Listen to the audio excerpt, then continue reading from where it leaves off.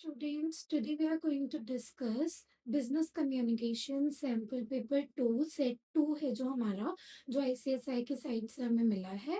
Paper number 1 business communication का हमने पहला सेट ऑलरेडी डिस्कस कर लिया है इन आवर प्रीवियस मैराथन। इस बार अब हम न्यू वाला सेट डिस्कस करने वाले हैं। तो सेम ही आपके पास जो कंपल्सरी क्वेश्चन है वो फर्स्ट क्वेश्चन है। Then you have to answer any 5 questions from question number 2 to 8। तो सबसे पहले हम फर्स्ट क्वेश्चन पढ़ते हैं। It is divided into 3 parts जिसमें हम सबसे पहले पढ़ते हैं क्या पूछ रहे हैं। ध्यान से पढ़ेंगे, क्वेश्चन को एनालाइज करेंगे, then will answer it accordingly. तो हमारे पास क्वेश्चन है the project group at Sun Life Private Limited has been tasked with a valuable client project that has a tight deadline। थोड़ा थोड़ा करके समझते हैं क्योंकि अगर हम एकदम से सारा पढ़ लेंगे हो सकता है कुछ भूल जाए, कुछ ना समझ आए। तो कह रहे हैं एक कंपनी है सन लाइफ प्राइवेट लिमिटेड जिनके पास कोई टास्क है, एक क्लाइंट का प्रोजेक्ट है जो बहुत वैल्यूएबल है, जिसकी डेडलाइन बहुत ज़्यादा टाइट है कि आपको इतनी देर में वो चीज़ करके देनी ही देनी है। तो उसके बाद हमें बोल रहे हैं जो मैनेजर है वो डिलीवर कर रहे हैं इंस्ट्रक्शंस थ्रू शॉर्ट ईमेल्स, अपनी सारी टीम को शॉर्ट ईमेल्स भेज रहा है जिसकी वजह से there is a failure to clarify roles. लोगों को पता नहीं चल रहा किसको कौन सा रोल करना है, हमसे क्या एक्सपेक्टेशंस हैं, कितनी टाइमलाइन में कौन सी चीज़ कंप्लीट करनी है। तो जो टीम मेंबर्स हैं वो रिलेक्टेंट हैं, क्वेश्चंस नहीं पूछ रहे क्योंकि उनका कम्युनिकेशन पुअर हो रहा है एक दूसरे के साथ। there is a lot of misunderstanding going on, poor communication is going on, and there is redundant work। redundant work क्या होता है? डबल हो जाना, डुप्लीकेशन हो जाना, समझ नहीं आना क्या करना है। एंड ओवरलुक्ड रिस्पॉन्सिबिलिटीज बहुत ज़्यादा सैकअप हो गई हैं। ये जो डेडलाइंस हैं वो बहुत ज़्यादा पास है, मिस्टेक्स बढ़ती जा रही हैं, क्लाइंट फ्रस्ट्रेट हो रहा है, डिले हो रहा है। तो ये सारी जो सिचुएशन है वो उन्होंने हमें समझाई है कि ये सिचुएशन हो रही है। उसके बाद उन्होंने हमसे क्वेश्चन पूछा है कि what makes communication essential. Communication क्यों एसेंशियल होता है in human resource management, in HRM, why we say that communication ज़रूरी है। तो हमने ऊपर जो पूरा पैराग्राफ पढ़ा, जो पूरी सिचुएशन पढ़ी, वो क्लियरली बता रही है कि कम्युनिकेशन कितना नेसेसरी है टू डू वर्क प्रॉपरली। जो चीज़ नहीं हो पा रही जिसकी वजह से कुछ प्रॉब्लम्स आ रही हैं। तो अब यहाँ पे मैं इस क्वेश्चन को 4 पार्ट्स में बाँट देती हूँ आपके लिए ताकि ये थोड़ा-सा ईज़ी हो जाए। हम इसका आंसर 4 पार्ट्स में देंगे 5 मार्क के अकॉर्डिंगली। सबसे पहला क्वेश्चन हम एसेंशियल देखेंगे कि पूछ रहा है कम्युनिकेशन के बारे में। तो first point we will explain about communication. Second point we will explain about human resource management क्योंकि कम्युनिकेशन हमें पूछा गया है ह्यूमन रिसोर्स मैनेजमेंट में ही। Third point we will discuss this full question कि क्यों ये चीज़ ज़रूरी है। एंड फोर्थ पॉइंट में हम कंक्लूजन देंगे कि इस टाइप के प्रॉब्लम में, इस टाइप की चीज़ में हम कैसे चीज़ों को ठीक कर सकते हैं, what is the conclusion which is necessary. तो लेट्स मूव फॉरवर्ड। मैं आपको दिखाती हूँ कि हम कैसे चीज़ें करेंगे। तो first we have communication. First के ए पार्ट के लिए हमें सबसे पहले लोगों को बताना है कि व्हाट इज कम्युनिकेशन। कम्युनिकेशन होता क्या है, कैसे होता है कम्युनिकेशन। तो उसके लिए सबसे पहले हम क्या करेंगे, कम्युनिकेशन के बारे में लिखेंगे, कम्युनिकेशन की डेफिनेशन देंगे, व्हाट इज कम्युनिकेशन उसके बारे में लिखेंगे। एंड उसके बाद हम उसमें पॉइंटर्स देंगे कि क्या चीज़ कैसे होनी चाहिए। जैसे सबसे पहली बात, it is a process of exchanging information. जो कम्युनिकेशन है ये एक ऐसा प्रोसेस है जिससे आप इंफॉर्मेशन को एक्सचेंज करते हो, इंफॉर्मेशन को समझते हो एंड एक दूसरे को इंफॉर्मेशन समझाने की कोशिश करते हो। इस प्रोसेस के थ्रू आप ये चीज़ करते हो।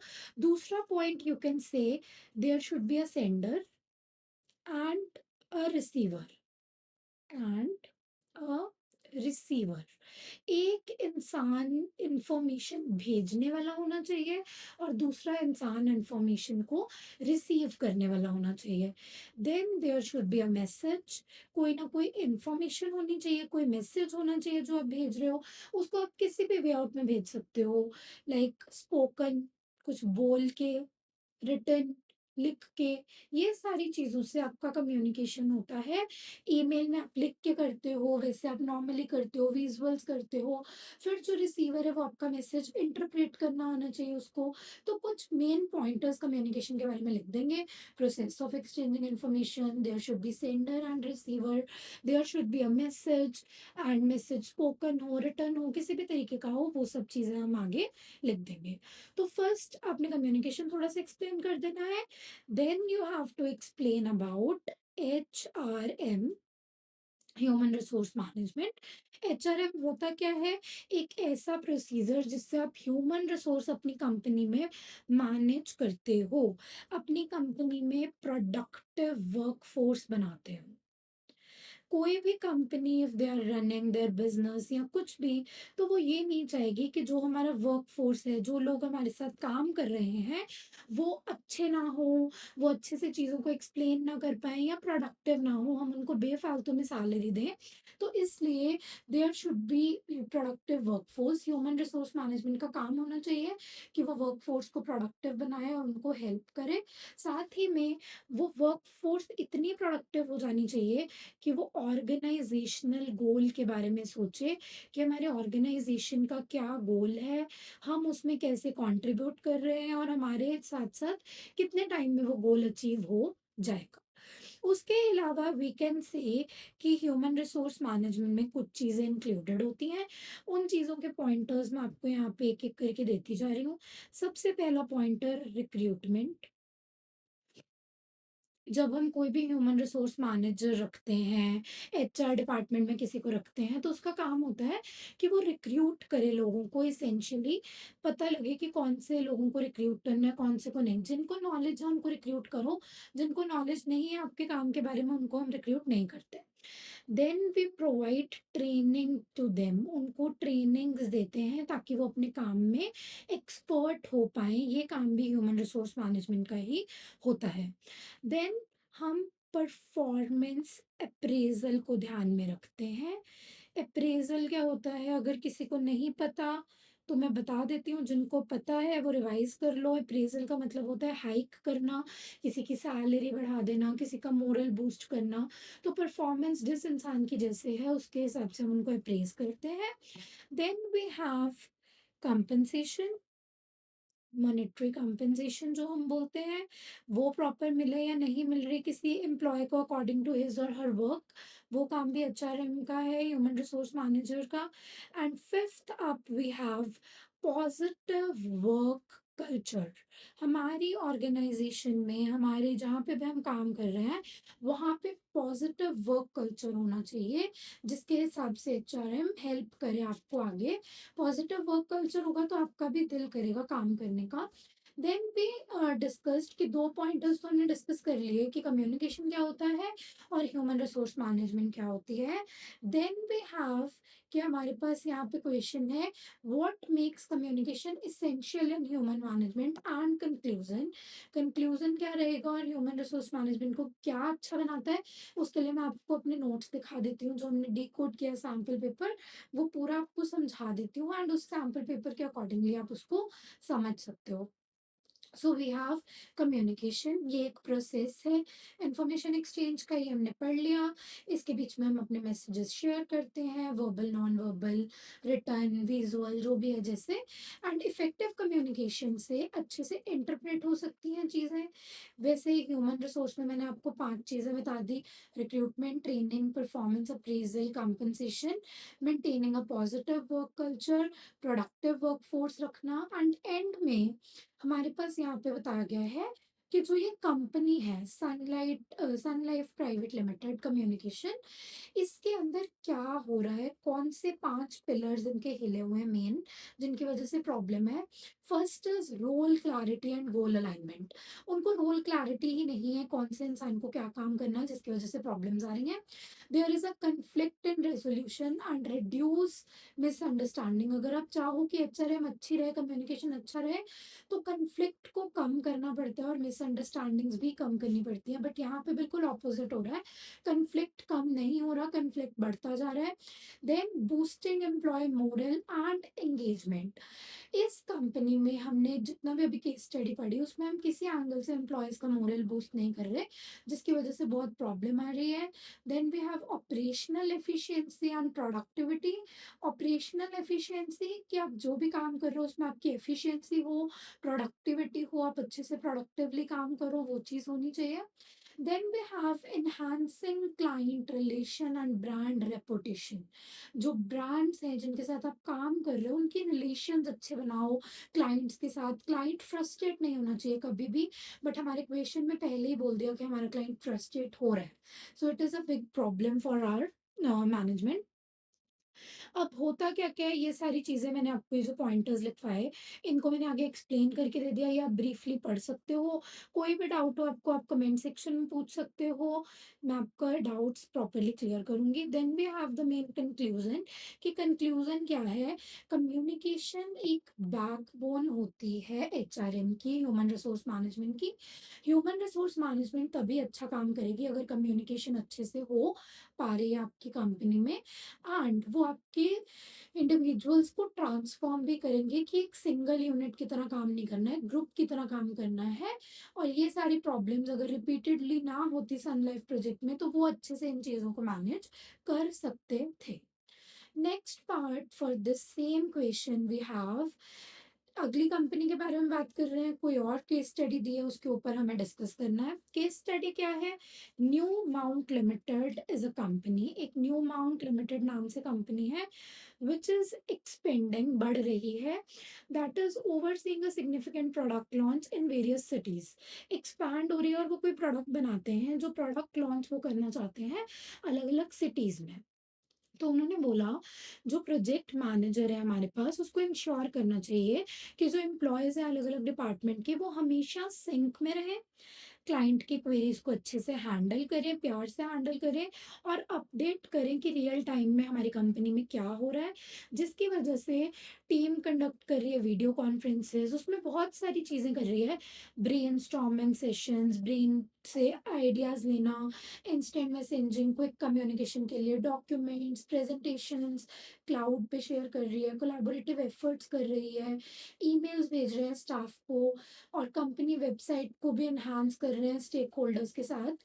तो ये जो पूरी सिचुएशन है इसमें मेन डिजिटल वर्क हो रहा है। तो उन्होंने हमें इसी के कंटेक्स्ट में क्वेश्चन पूछा है कि explain the main digital communication. Digital communication channel कौन सा यूज हो रहा है कंपनी के पास, क्या अवेलेबल है।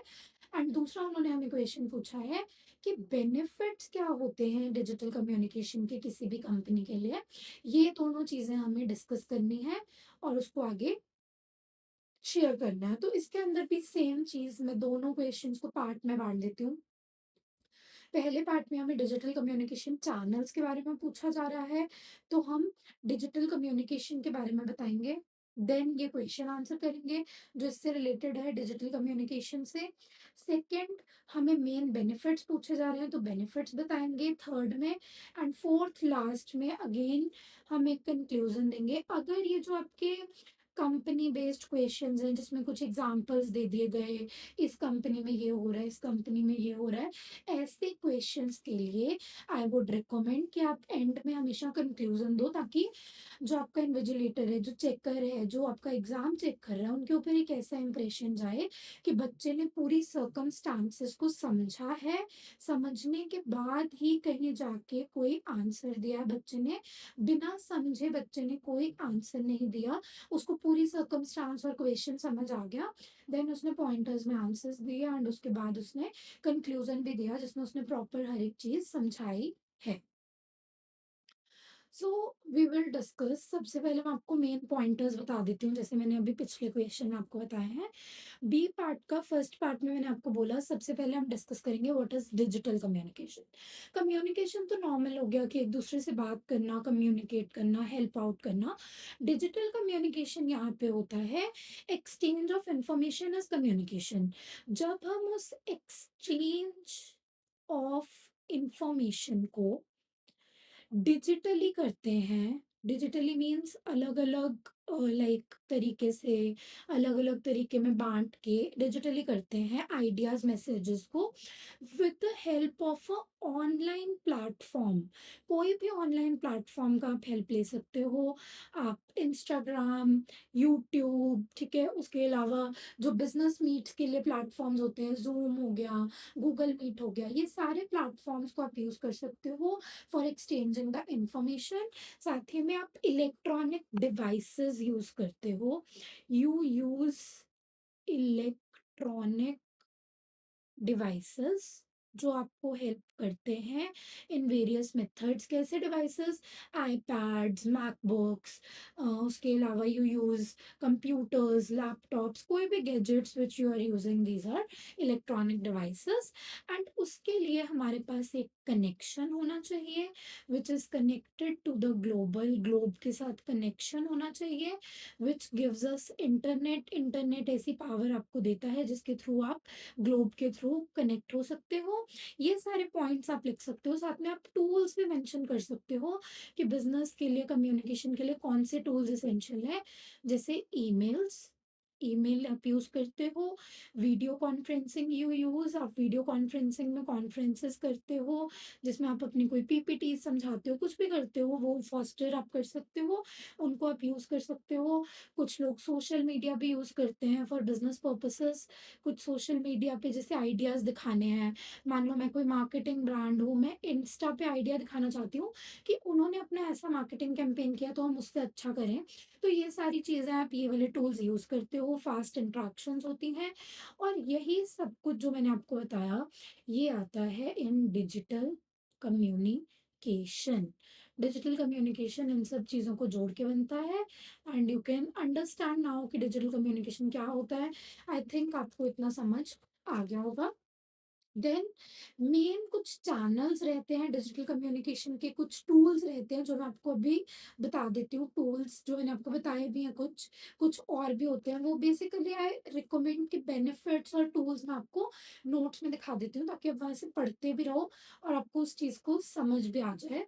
तो सबसे पहले डिजिटल कम्युनिकेशन में हमने बात कर ली एक्सचेंज ऑफ इंफॉर्मेशन, इलेक्ट्रॉनिक्स, ये तो मैंने आपको जो पॉइंटर्स बताए उसी में से मैंने ये पैराग्राफ बनाया हुआ है जो इंट्रोडक्शन पैराग्राफ है। देन उसके बाद हम फर्स्ट पॉइंट की बात करते हैं जिसमें मेन डिजिटल कम्युनिकेशन चैनल्स की बात हो रही है। तो इसमें हमारे पास चार मेन टूल्स होते हैं। First tool we have synchronous tool, जिसको हम हैपनिंग टूल बोलते हैं, जिसमें कुछ ना कुछ हो रहा है। For example video conferencing, Zoom meetings, team meetings हो रही हैं। Video conferencing that are happening tools, जिसमें हम हाई स्टेक ब्रेनस्टॉर्मिंग करते हैं। ब्रेनस्टॉर्मिंग मीन्स अपने ब्रेन से आइडियाज़ को बाहर निकालना, सोचना कि हम इस सिचुएशन में क्या कर सकते हैं। Instant messaging we use for WhatsApp, WhatsApp is the example of instant messaging. Video conferencing के लिए वी यूज़ ज़ूम, टीम्स, आप ब्रेनस्टॉर्मिंग करते हैं उन पे। देन ये बेसिकली एक रियल टाइम इंटरेक्शन होती है विद पीपल जो व्हाट्सएप वाली होती है। इसमें आप इनफॉर्मल कोऑर्डिनेशन भी कर सकते हो, लोगों के साथ चैट कर सकते हो, उनका पॉइंट ऑफ व्यू समझ सकते हो through this tool. Second tool we have collaborative platforms. Digital communication के लिए हमारे पास कोलैबोरेटिव प्लेटफॉर्म्स होने चाहिए, जैसे कि क्लाउड हो गया, क्लाउड सर्विस है। गूगल का एक शीट आती है, इफ़ यू नो, आप लोग गूगल का अपना अकाउंट चलाते हो, जीमेल, उसके अंदर डॉट्स होते हैं। जब आप खोलते हो अपना ईमेल, उसके साथ डॉट्स होते हैं, गूगल शीट्स। उसमें आप काम कर सकते हो, कोई भी एक्सेल फाइल बनाओ, कोई भी एमएस सॉफ्ट फाइल बनाओ, वो बनाओ, उसको लिखो, उसको आप आगे शेयर कर सकते हो ड्राइव के थ्रू। कोई और उसको देख सकता है, आप उसका असेस शेयर कर सकते हो, कोई उसको एडिट कर सकता है या नहीं, कैसे वो चलेगा। वो भी एक बहुत मेन डिजिटल कम्युनिकेशन टूल है फॉर बिजनेसेस। जैसे अभी मैं आपको यहाँ डिस्क्रिप्शन में ये नोट्स जो मैं आपको पढ़ा रही हूँ, इनका मैं आपको लिंक दूंगी कि आप खुद जाके पढ़ सकते हो, इनसे हेल्प ले सकते हो। हैंड रिटन नोट्स हैं आपके आईसीएसआई के एग्जाम के मॉड्यूल के लिए। तो उसके लिए भी आप गूगल ड्राइव से वो व्यू कर सकते हो। मैंने आपको असेस दिया उसका कि आप उसको देख सको। तो क्लाउड सर्विसेज में we have Google Drive, OneDrive, जो अलाउ करती है मल्टीपल डिपार्टमेंट्स को टू एडिट डॉक्यूमेंट्स और सिंगल सोर्स ऑफ ट्रुथ को इंश्योर करने में। ये नहीं है कि मैंने ये फ़ाइल 2 बजे भेजी, किसी और ने 5 बजे कोई और पुरानी फ़ाइल भेज दी, तो कन्फ्यूज़न हो जाए कि 5 बजे लेटेस्ट आई है बट वो फ़ाइल तो पुरानी है, किसको ट्रस्ट करना है? इससे अच्छा एक ही फ़ाइल रखते हैं जो सब यूज़ करते हैं, उस पे लिखा हुआ भी आ जाता है किसने उस फ़ाइल को एडिट किया, क्या किया, वो आपके लिए बहुत हेल्पफुल रहता है। Third we have some formal tools जिनको हम फॉर्मल टूल्स बोलते हैं, जो बहुत बेसिक टूल्स हैं, आते हैं सबको चलाने, जैसे ईमेल हो गया। It is a very basic and formal tool. जब आप ईमेल पे कुछ लिखते हो इट इज़ वेरी ऑफिशियल, बहुत प्रोफेशनल लैंग्वेज पे आपको लिखना पड़ता है। It is a primary channel for official documented forms. जब आपको किसी चीज़ का रिकॉर्ड रखना है, there should be a permanent record of a certain thing, कि मैंने इस बंदे को या इस कंपनी में ये मेल की थी।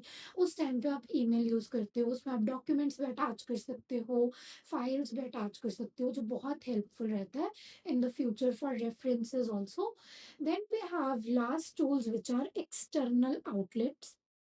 ये जो टूल होता है, ये कंपनी के अपने एक्सटर्नल आउटलेट्स हैं, जैसे कंपनी की खुद की वेबसाइट या फिर सोशल मीडिया। वो चीज़ें ऐसी हैं जो आप अपने पोटेंशियल क्लाइंट्स को दिखाते हो। जैसे अगर हम अपनी बात करें, सीएस निंजा चैनल की बात करें या अपने डिजिटल प्लेटफॉर्म की बात करें, तो we have our own website. आप सर्च कर सकते हो, we have our website thecsninja.com। उस वेबसाइट पे आप हमारे सारे टीचर्स का सारा हमारे बारे में जान सकते हो, टीचर्स के बारे में जान सकते हो, हमारे कोर्सेज़ के बारे में जान सकते हो, how we will help you to crack your CS, CS executive, CS professional, how we will guide you.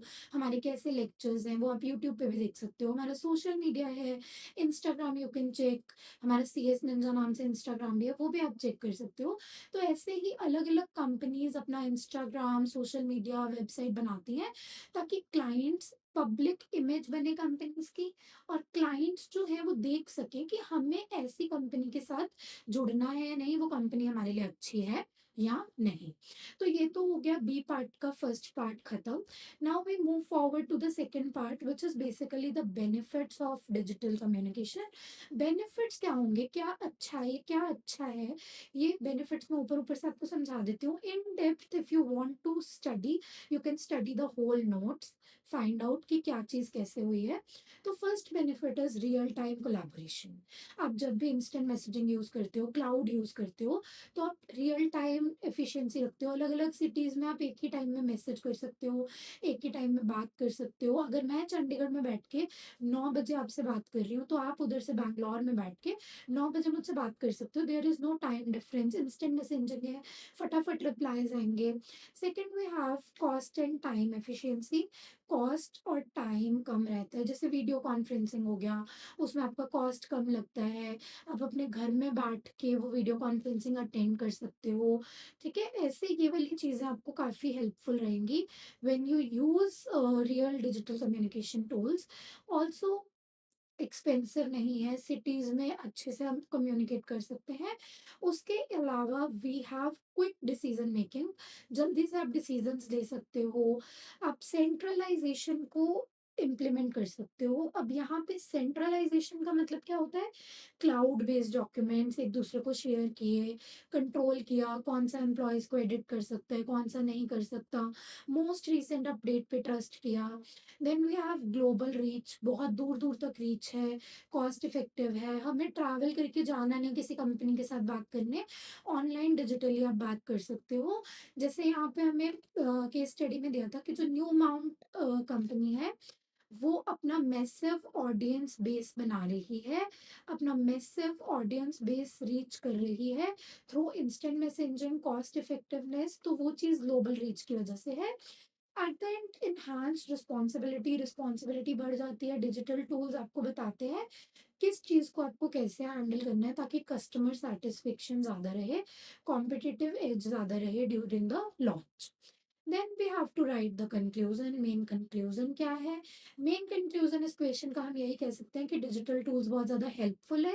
Then conclusion में आप कंपनी के बारे में भी लिख सकते हो कि जो न्यू माउंट लिमिटेड कंपनी है, वो डिस्टेंस कवर कर रही है, कॉम्पिटिटिव एज ला रही है, अपने प्रोजेक्ट को अच्छे से कर रही है, जिसकी वजह से उनका जो भी क्लाइंट है वो काफ़ी ज़्यादा हैप्पी है और they are satisfied because of their digital tools usages. Next question में इसी क्वेश्चन का जो आपका सी पार्ट है उसमें आपको पूछा जा रहा है, during an important client meeting, कोई इम्पॉर्टेंट क्लाइंट मीटिंग हो रही है जिसमें एक एम्प्लॉय लेट आता है। यहाँ पे वो हमें किसी कंपनी के बारे में नहीं बता रहे, नॉर्मल बता रहे हैं कि कोई कंपनी में क्लाइंट मीटिंग हो रही है। उसमें उस क्लाइंट मीटिंग में, और वो क्लाइंट मीटिंग में इम्पॉर्टेंट है, इट इज़ नॉट अ कि थोड़ी टाइम के लिए है, it is not very essential, वो इम्पॉर्टेंट क्लाइंट मीटिंग में कोई एम्प्लॉय लेट आया, ही और शी अराइव्स लेट, और उसके बाद आने के बाद वो अपना फ़ोन चेक करी जा रहा है, he is keep on his phone, interrupt कर रहा है दूसरे स्पीकर्स को व्हाइल स्पीकिंग, एंड ट्राई कर रहा है कि कुछ डिस्कशन जो है वो बिना कुछ बोले, मतलब कुछ प्रिपेयर किए बिना ही आके बोल रहा है। तो क्लाइंट्स जो हैं वो उसका नोटिस कर रहे हैं बिहेवियर कि कैसा बिहेवियर है। तो इस मीटिंग का फ्लो बहुत ज़्यादा अफेक्ट होगा उससे, जिसकी वजह से there is a poor impression on the client कि चीज़ें ठीक नहीं हुई।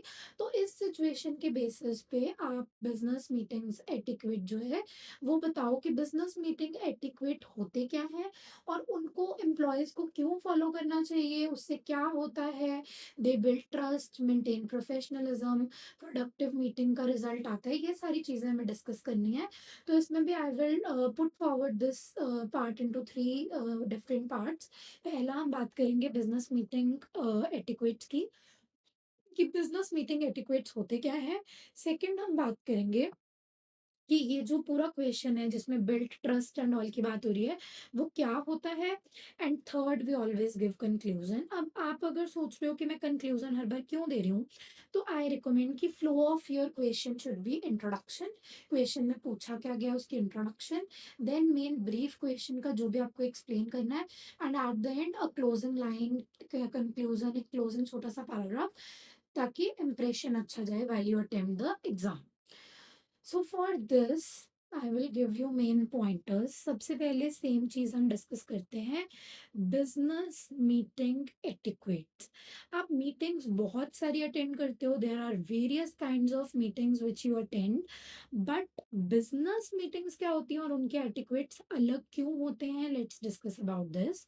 बिजनेस मीटिंग ऐसी मीटिंग जिससे आपका बिजनेस अफेक्ट होगा, आपकी कंपनी अफेक्ट होगी। एटिक्वेट्स जिससे आप बिजनेस मीटिंग में अच्छा दिख सकते हो। तो बिजनेस मीटिंग में there should always be professionalism. आप प्रोफेशनलिज्म दिखाओ कि या I am professional, I understand the concept, I am here for real business not for time pass, ये चीज आपको दिखानी पड़ेगी टू योर क्लाइंट्स।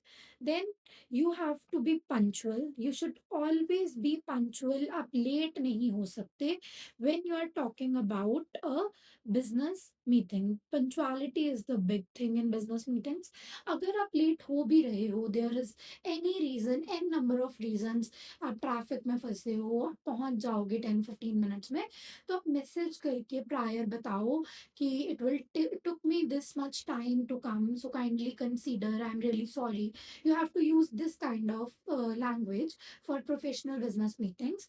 उसके अलावा यू हैव टू इंश्योर कि आप हमेशा प्रिपेयर्ड हो, there should be pre preparedness about what you are going to say about anything। कुछ भी आपको मीटिंग में बोलना है, कुछ भी करना है, तो you should be always prepared, और आप प्रोडक्टिव रहो। आपकी जो भी मीटिंग है उसके बाद there should be something productive जो लोगों को पता चल रहा है, वो चीज़ें आपको होनी चाहिए। ऑल्सो यू अगर पॉसिबल है तो अराइव अर्ली, किसी भी मीटिंग में try to arrive 5 to 15 minutes early, ताकि आप वहाँ का थोड़ा एनवायरनमेंट चेक कर सको। अगर आपके खुद के ऑफिस में भी मीटिंग है या आपकी कंपनी के प्रेमिसेस में ही मीटिंग है, तो भी आप इंश्योर कर सको कि कुछ क्लाइंट को ऑड तो नहीं लगेगा, रूम सब सेटअप है या नहीं, हमारा कम्युनिकेशन खराब होने का कोई चांस तो नहीं है, कोई ऐसी चीज़ तो नहीं है जो उनको नहीं पसंद जो उन्होंने पहले बताई हो। वो चीज़ें आप अपना साथ में रखो। Also you also have to be on agenda. आप जो भी मीटिंग कर रहे हो, कोई भी मीटिंग करने का there is always a agenda. जो एजेंडा होता है वो आप उस पर फिक्स रहने चाहिए कि ये एजेंडा है, so we will discuss about this thing only. उसके आगे पीछे आपको बेफालतू में कुछ भी बोलने की जरूरत नहीं है। Don't be over friendly on that note. Also dress accordingly, dress appropriately, appropriately you have to dress up, कि आप किसी बिजनेस मीटिंग में जा रहे हो तो आप वैसे ही लगो। Don't dress up very high, बहुत ज़्यादा ड्रेस अप मत हो जाओ।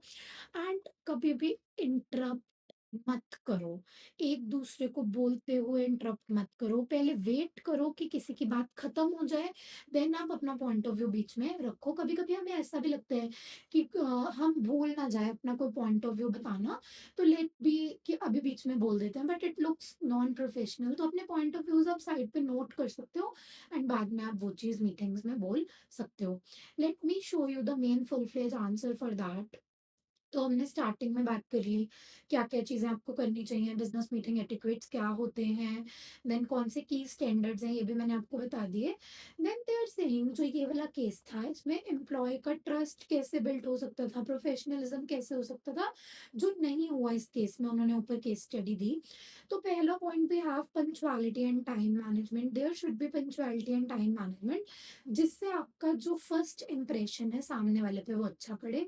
Then there should be active listening and non interference. जब कोई बोल रहा है उसको बोलने दो, allow them the time, actively listen to them, उनका पॉइंट ऑफ व्यू समझने की कोशिश करो। अगर बहुत ट्राई करने के बाद भी आपको समझ नहीं आ रहा, then ask again, but don't interfere in between. उसके अलावा बोलते हुए जब आप एक्टिव लिसनिंग प्रैक्टिस कर रहे हो, उसके लिए देयर आर की नोट्स। कुछ भी पूछना है तो raise your hand first, take notes, कोई भी कुछ बोल रहा है उसके लिए नोट्स लो, नेचुरल पॉज दो बोलते हुए बीच में। डिजिटल एटिक्वेट्स, अगर आप डिजिटल बात कर रहे हो फ़ोन वगैरह की, कोई भी चीज़ की, तो अपने फ़ोन को हमेशा दूर रखो while you in a serious meeting in like किसी क्लाइंट के साथ। तो आपकी प्रायोरिटी आपका फ़ोन या आपकी डिजिटल चीज़ें नहीं होनी चाहिए, एटिक्वेट्स नहीं है वो डिजिटल। आपको अपना फ़ोन या तो बंद कर देना चाहिए या साइलेंट पे रखना चाहिए, और आपकी पूरी अटेंशन ऑन द स्पीकर होनी चाहिए कि जे उनका एजेंडा क्या है बोलने का, केयरफुली उनको सुनो। अगर आपको कोई अर्जेंट कॉल आ भी जाता है by chance which you can't like reject, कि आप रोक नहीं सकते, you have to pick that call up, तो आप अपने आप को एक्सक्यूज करो केयरफुली कि sorry I have to take this one, I will come back again. उसके अलावा there should be adequate preparation, मैंने आपको पहले ही बता दिया, प्रिपरेशन होनी चाहिए पूरी मीटिंग से पहले, ताकि मीटिंग अच्छी जाए। There should be a body language which is professional. अगर आप मीटिंग में ही ऐसे जा रहे हो, ओह माय गॉड मैं बहुत थका हुआ हूँ, I am not feeling well, I am very tired, और क्लाइंट के सामने भी ऐसे बोल रहे हो, या अगर आप बोल नहीं भी रहे, आपकी बॉडी लैंग्वेज ऐसे दिख रही है कि यू आर नॉट इंटरेस्टेड, तो क्लाइंट आपकी बात नहीं सुनेगा। There should be always a good body language, professionalism, कि yes sir we are here to discuss some things, we have to deal with it and everything like that, जिससे client का आपके ऊपर ट्रस्ट बने कि हाँ ये मेरी बात सुनना चाहता है, शी और she is very prepared. And at the end, I have to give the conclusion for this question, which is by adhering these standards, जो ऊपर आपको 5 पॉइंटर्स बताए, ये स्टैंडर्ड्स बनाए, इनको एडहेयर करके आप प्रोफेशनल ट्रस्ट बना सकते हो, कंट्रीब्यूट कर सकते हो in a more effective and dynamic manner for your team, and आप उससे अपना चीज़ें अच्छी कर सकते हो। तो यहाँ पे हमारा फर्स्ट क्वेश्चन तो खत्म हो गया आपके सैम्पल पेपर का। I know I have took very much time, but ये चीज़ें बतानी बहुत एसेंशियल थी, एंड तीनों पार्ट्स अब आपको क्लियर हो गए होंगे। सेकेंड क्वेश्चन में वी हैव अ पैराग्राफ, उस पैराग्राफ में आपको वही सेम पैराग्राफ पढ़ना है। Then you have to answer few question, जिसमें हमारे बेसिकली 10 क्वेश्चंस हैं, 10 mark for each question, and इसके बाद इसका सेकेंड पार्ट भी है। तो हम पहले पैराग्राफ पढ़ लेंगे। पैराग्राफ वैसे आप लोग रीड कर सकते हो, मैं आपको हिंदी में उसको थोड़ा-थोड़ा समझा देती हूँ जो मेन पॉइंटर्स हैं। हर एक पैराग्राफ में क्या-क्या चीज़ें इंपॉर्टेंट हैं, then we will discuss the answers. तो उसके लिए हम क्या करेंगे, पहले पैराग्राफ पे फोकस करेंगे कि व्हाट इज़ द पैराग्राफ, और पैराग्राफ कहना क्या चाहता है। So paragraph we are going to start, जिसमें सबसे पहले वॉर के बारे में बात हो रही है। The main topic is war. War के बारे में बता रहे हैं कि जब भी लड़ाई होती है, वॉर होती है, तो इट इज़ ऑलवेज डिवास्टेटिंग, चीज़ें टूटती हैं, ह्यूमन हिस्ट्री ख़त्म होती है, कुछ न्यू ह्यूमन हिस्ट्री बनती है। इस टाइम में ये वॉर हुई थी, उसमें ये चीज़ें हुई थी, जिसकी वजह से कुछ डिस्प्यूट्स हुए किसी ग्रुप के बीच में, किसी कंट्री के बीच में, कम्युनिटीज़ के बीच में, किसी नेशन के बीच में। Eight the and peaceful negotiations हो पाई या नहीं, डिप्लोमेसी, वॉर में क्या क्या चीज़ें हुई, कौन से फैक्टर्स अफेक्ट हुए, टेरिtoriयल प्रॉब्लम्स, स्ट्रगल्स, पॉलिटिकल पावर का उस टाइम क्या हुआ, कंपटीशन ओवर रिसोर्सेज, हमें प्रॉपर रिसोर्सेज नहीं मिले, वॉर की वजह से प्रॉब्लम्स आ गई। हमारे पास करंट एग्जांपल है ईरान वॉर का अभी जो हो रही थी, तो उसके अंदर हम बहुत चीज़ें आप इसके साथ रिलेट कर पाओगे कि there is throughout history हमारे पास वॉर्स होती रही हैं, कभी किसी की जिसकी वजह से प्रॉब्लम्स होती थी। अब इम्पैक्ट एक ये जो फर्स्ट पैराग्राफ है it is just introduction about war, war की वजह से क्या क्या होता है, कैसे होता है। Second paragraph we have impact of war, की वॉर से हुआ क्या क्या।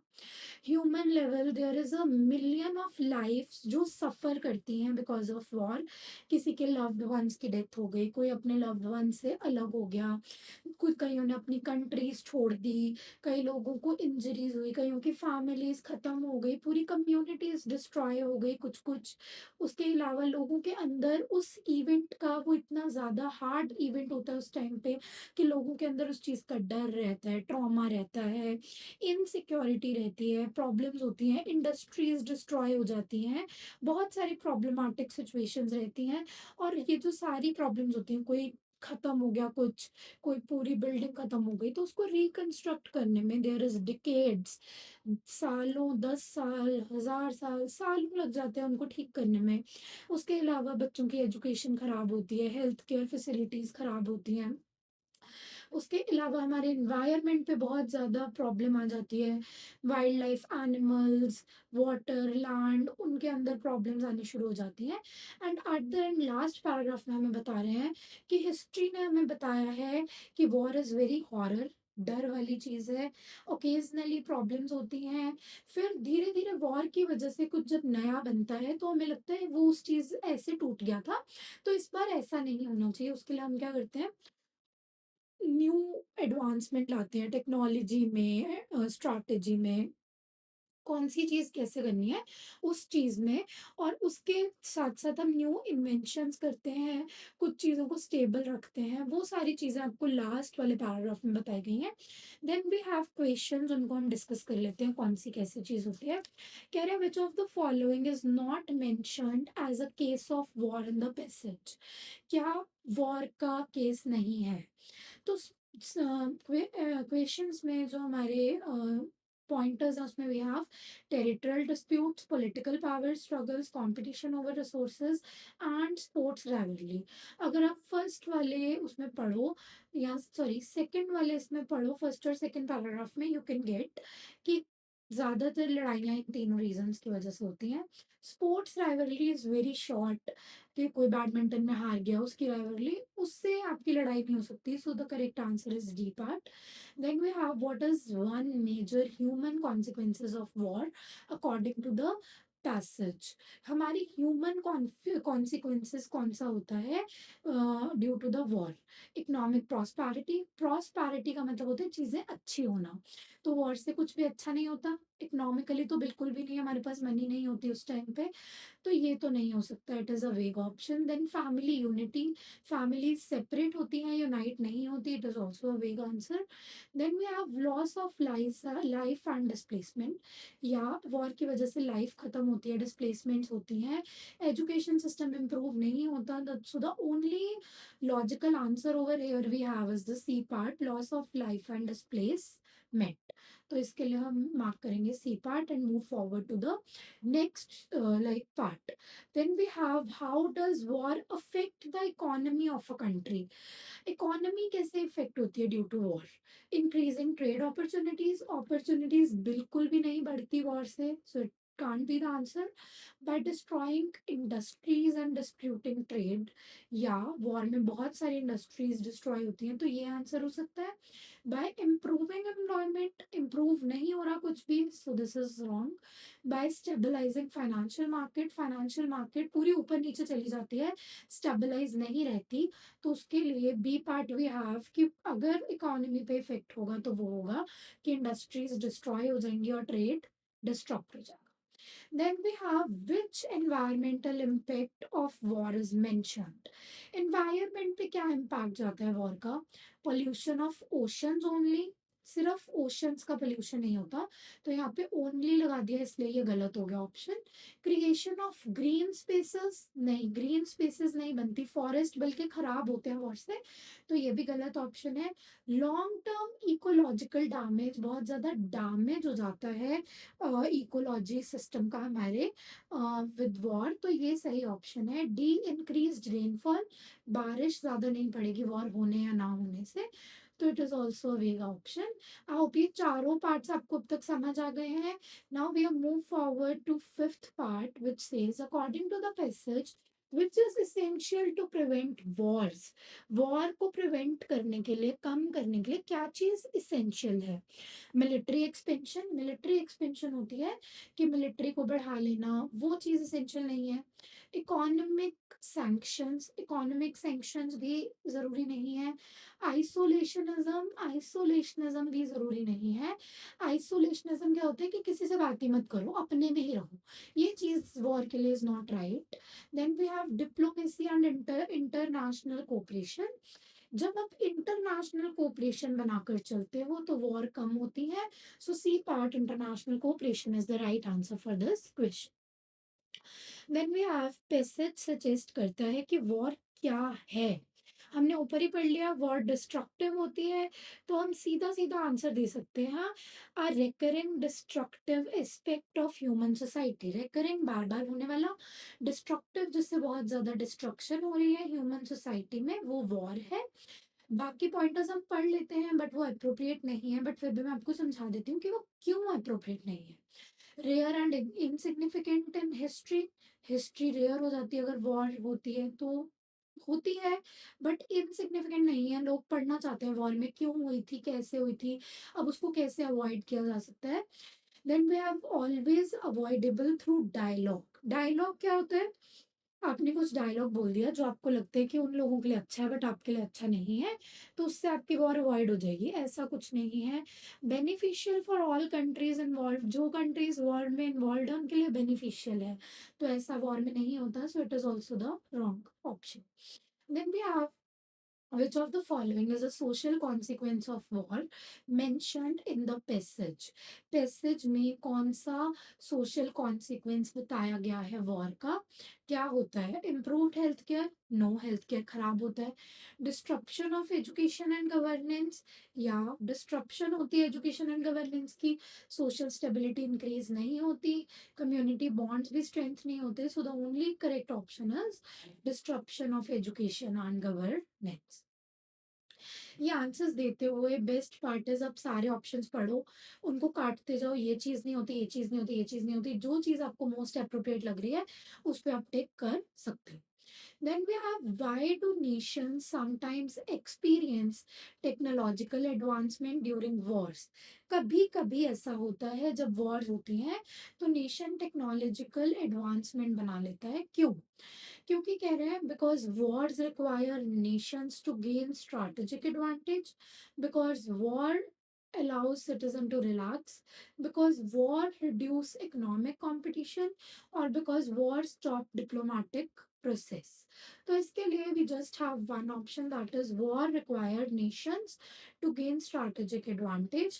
बाकी सारी चीजें वॉर नहीं करता, नेशंस को हेल्प करता है कि वो स्ट्रैटेजिक एडवांटेज अपने लिए बना सके आगे जाके, इसलिए वॉर यही करता है, बाकी सारी चीजें नहीं करता, इसलिए टेक्नोलॉजिकल एडवांसमेंट्स आती हैं। Then we have choose the closest in meaning, एक वर्ड है प्रोफाउंड, इस वर्ड का क्लोजेस्ट मीनिंग वर्ड ढूंढना है, मीन सिनोनियम, इसके लिए आपकी वोकेबलरी अच्छी होनी चाहिए।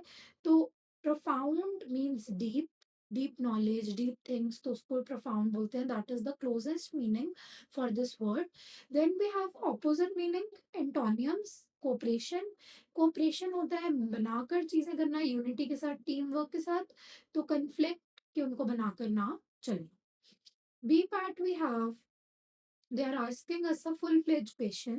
Hierarchy is not meant to show superiority, but to create order, clarity, and accountability.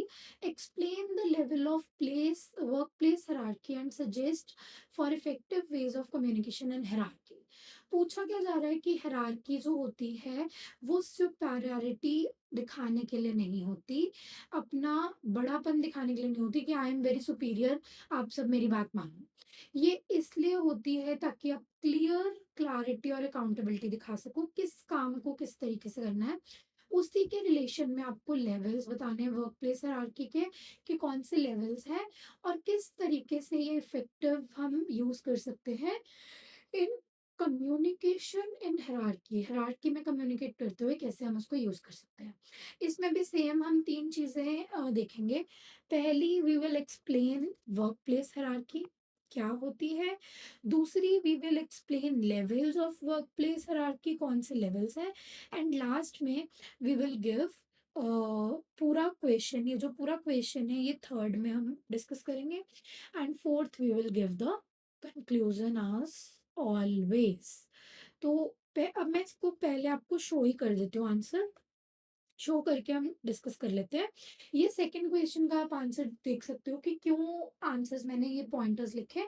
वैसे मैंने समझा भी दिया but you can read from here also कि किसका क्यों ये ऑप्शन अच्छा बन रहा था।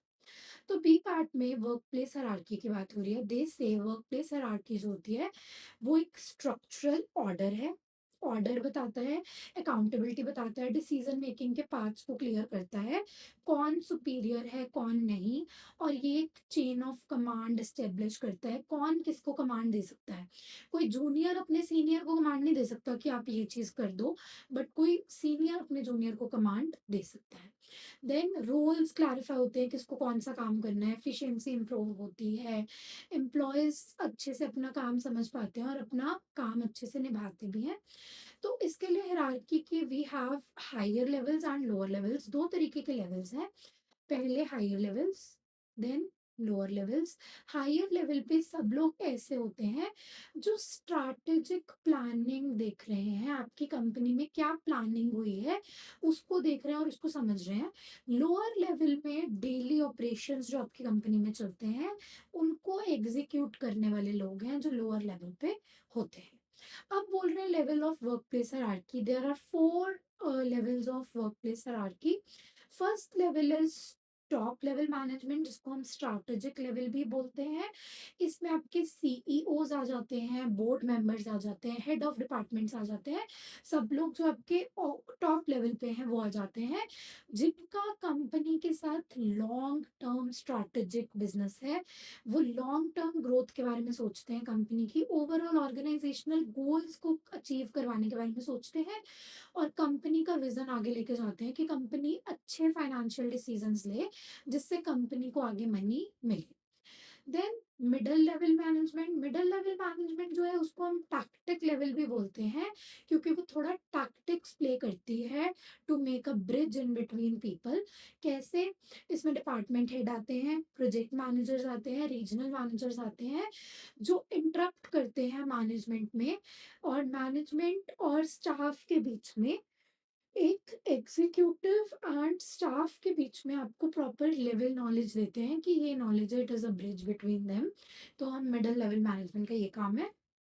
Then we have first line lower level management, या फिर ऑपरेशनल लेवल मैनेजमेंट भी बोलते हैं इसको।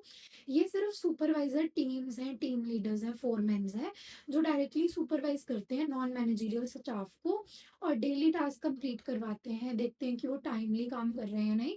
देन अपने मिडिल लेवल मैनेजमेंट को रिपोर्ट देते हैं about the staff. Last we have employees association या एग्जीक्यूशन लेवल। एम्प्लॉय एसोसिएशन या एग्जीक्यूशन लेवल क्या होता है? जिसमें लोग एम्प्लॉयज होते हैं, वो अपना स्टाफ का काम कर रहे हैं, डे टू डे वर्क कर रहे हैं और कंपनी को हेल्प कर रहे हैं अपने गोल्स अचीव करने में, फंक्शनैलिटी करने में, और अपना जो भी रिपोर्ट है वो फर्स्ट लाइन या फिर लोअर लेवल मैनेजमेंट को दे रहे हैं। अब इफेक्टिव वेज क्या है हायरार्की को, कम्युनिकेशन और हायरार्की में? Implement through proper channel. There should be a proper channel जिसके थ्रू चीज़ें इम्प्लीमेंट हुई होनी चाहिए। There should be proper order कि ये ऐसे ऐसे ऐसे इसको ऑर्डर दे सकता है। चैनल होना चाहिए, चेन ऑफ कमांड होनी चाहिए, ताकि लोग आपको मिसअंडरस्टैंड ना करें, कंफ्यूजन ना हो, और लोगों को अपनी रोल और क्लैरिटी के बारे में सुपरवाइज हो कि मुझे ये चीज़ ऐसे ऐसे करके। Then there should be encourage to two way communication. एक ही इंसान बोलता जाएगा, दूसरा सिर्फ सुनता रहेगा, हमेशा एग्री करता रहेगा, इससे अच्छा है there should be a two way communication. एक बोले, दूसरा अपना पॉइंट ऑफ व्यू दे, दूसरा बोले, एक अपना पॉइंट ऑफ व्यू दे, ताकि चीज़ें अच्छे से हो पाए। Third we have utilise active listening. Active listening होनी चाहिए हमारे अंदर। जो लीडर्स हैं उनको हमेशा एक सेफ स्पेस क्रिएट करनी चाहिए कि हम आपको सुन रहे हैं। लोअर लोअर लेवल मैनेजमेंट वाले लोग भी अगर उनसे बात करने जाएं तो उनको ऐसा दिखाना है कि we are listening you and we are interested in listening you, ताकि वो अच्छे से अपने स्टाफ का ट्रस्ट जीत पाए। Then standardise the channel. Channel specify कर दो। जैसे अगर आपको क्विक मैसेजेस भेजने हैं तो उसके लिए आप स्लैक यूज कर सकते हो। स्लैक इज अ ऐप जिसको आप क्विक मैसेजिंग के लिए यूज कर सकते हो। If you have to do long emails, formal records रखने हैं तो ईमेल्स यूज करो। फेस टू फेस इंटरेक्शन करनी है या कोई सेंसिटिव फीडबैक देना है किसी चीज़ का, तो आप इस तरीके से ऑर्डर मेंटेन करके रखो कि आप चीज़ों को क्लियरली बता रहे हो। उसके अलावा ट्रांसपेरेंसी बनाकर रखो। There should be transparency. Information अच्छी दो आप, और उसको सेंसिटिव वे में सेंसिटिवली ट्रांसफर करो। एंड उसके अलावा आप गैप्स भरो, र्यूमर्स वगैरह जो भी आपके बारे में है, या आपको लगता है कि आपने कुछ सुना है जिसकी वजह से क्लैरिटी नहीं हो रही किसी चीज़ की, आप कंफ्यूज हो, उन र्यूमर्स को ख़त्म करो bye talking about it. And transparency को इम्प्रूव करो। कंक्लूजन में वी कैन गिव कि हम प्रिवेंट कर सकते हैं हायरार्की को फ्रॉम बिकमिंग रिजिड। एक रिजिड सिस्टम ना बने उसके लिए हम हायरार्की प्रिवेंट कर सकते हैं। इनोवेशन आगे और ला सकते हैं और फ्लेक्सिबिलिटी ला सकते हैं for our leaders and our accessibility. ठीक है, यहाँ तक आई होप आपको सब कुछ समझ आ गया होगा। आपके अगर कोई भी डाउट्स हैं तो आप मुझसे पूछ सकते हो इन द कमेंट सेक्शन। इसके बाद हमारे पास आता है इसका थर्ड क्वेश्चन। अभी हमने यहाँ तक फर्स्ट और सेकंड क्वेश्चन ही डिस्कस किया है। For the third question we will discuss it in our next part of the marathon. ठीक है, तो अभी तक आप ये रिवाइज करो, कुछ डाउट्स हैं तो देखो, और ऐसे ही कनेक्टेड रहो with C S Nanja for more papers and more essential knowledge for your CS journey. Thank you for your valuable time.